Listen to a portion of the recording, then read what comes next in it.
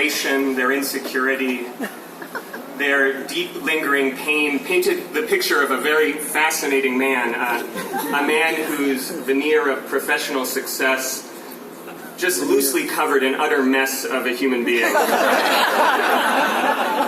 I was intrigued, and well, then I met Yen, and I was incredibly disappointed. I was expecting Patrick Bateman, and then in walked Jackie Chan's bobblehead doll.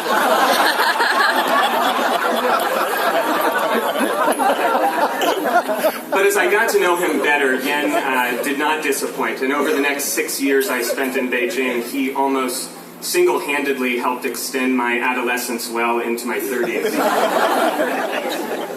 During that time, I'd follow in Yen's wake as we set off fireworks in the courtyard of the Dongzhimen police station.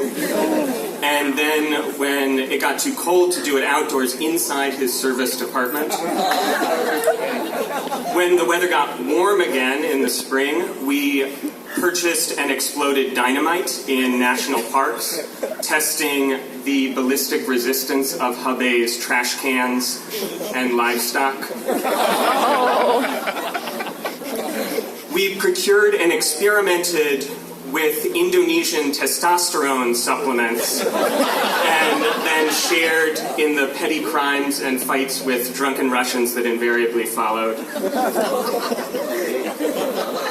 Twice, Yen organized parties for which we minted our own currency and then used monopoly control of the monetary system to compel acts of sapphic exploration and small but comical displays of arson.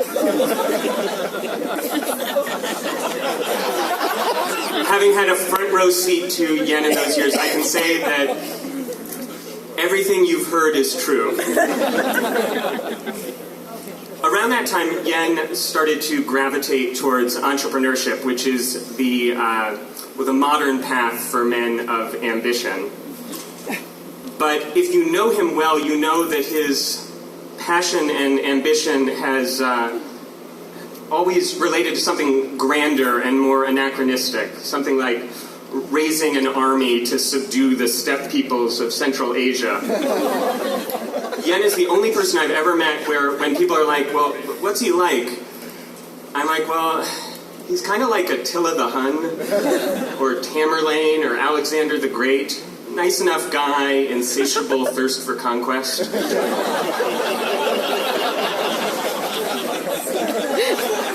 And so I always sort of thought I would give Yen's eulogy or testify at his war crimes trial. But I never really thought I would give his wedding toast. You see, Yen, for all his romantic views of the world and his own place in it, has never been cut from a romantic comedy mold. He's no Nora Ephron archetype. Yen is the only person I've ever met to come out strongly against gay marriage on the grounds that it is a form of marriage.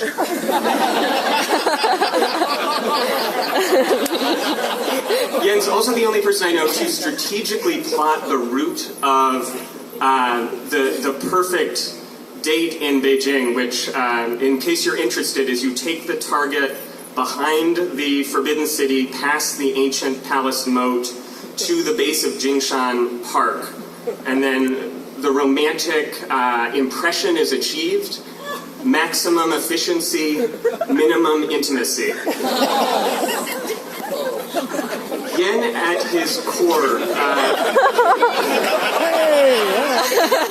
the wedding's done, and there's no going back. At his core, Yen seemed to have internalized Francis Bacon's admonition never to settle down, which is, he who hath wife and child hath given hostages to fortune, for they are the impediments to great enterprises. And so when a girl named Maxine Riley came on the scene, I was skeptical. She was stunning, of course, and produced in Yen a giddy almost girlish sort of excitement.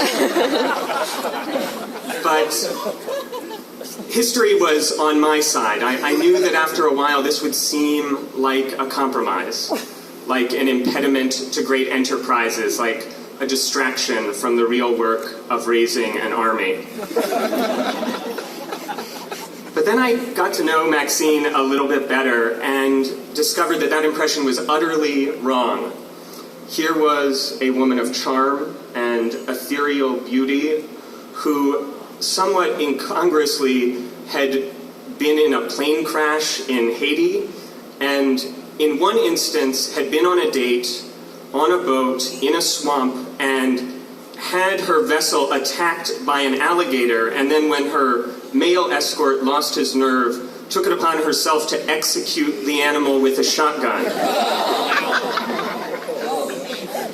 Clearly, this was a woman who comprised a rare set of qualities that begged no compromise. She was Roxana, and Boudica, and Zenobia of Palmyra. As Yen said to me around this time, Jonny, Maxine has no faults. The only thing you could say is wrong with her is she has OCD, but that just means she's always cleaning up and maintaining impeccable hygiene. It's awesome. And at last it made sense that it wasn't that Yen was incapable of finding love. He just needed to find someone who was objectively perfect. And that's how I would have ended this toast maybe 2 years ago. But I think as we've gotten to see you guys together, we've all seen something more. And recently, Kira and I got a chance to go on a trip to Turkey with Yen and Maxine, and for several days we spent at very close quarters on a gullet cruise along the turquoise coast. And in that time, we got to see how Yen and Maxine interact in the everyday, the tender, loving way that they divvy up their Xanax supply each day.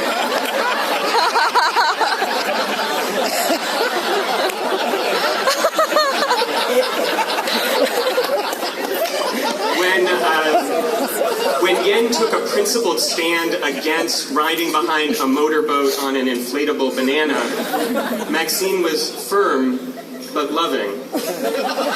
And when Maxine, in a great fit of rage, declared that all ice cream vendors are assholes, Yen could see the wisdom in that statement. At dusk, the sun would set, and Yen would launch into hours of mansplaining about the Dark Enlightenment and the importance of Donald Trump's message for America and the legacy of Emperor Elagabalus.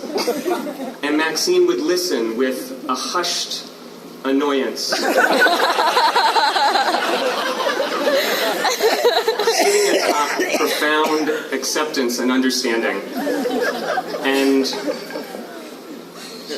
at that moment, I realized that this couple is not just well-matched, but well-fitted.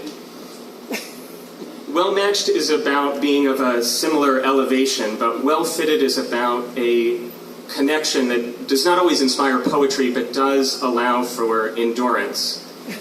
It's a deeper and rarer feeling that was beautifully described by Leon Wieseltier, who wrote, "This is a love that is private and it's particular. Its object is the specificity of this man and that woman, the distinctiveness of this spirit and that flesh. This love prefers deep to wide and here to there, the grasp to the reach. When the day is done and the lights are out, there is only this other mind, this other face, this other heart to assist in repelling one's demons and in greeting one's angels." So to Maxine, I am so happy that you found this sort of love in Yen. I know that it is no small feat, and does not reside near the surface. And to Yen, I will not offend the history of our friendship by even using the word love, so I will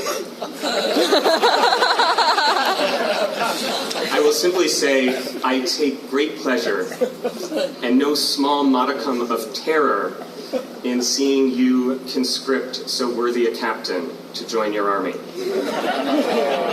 the bride and groom.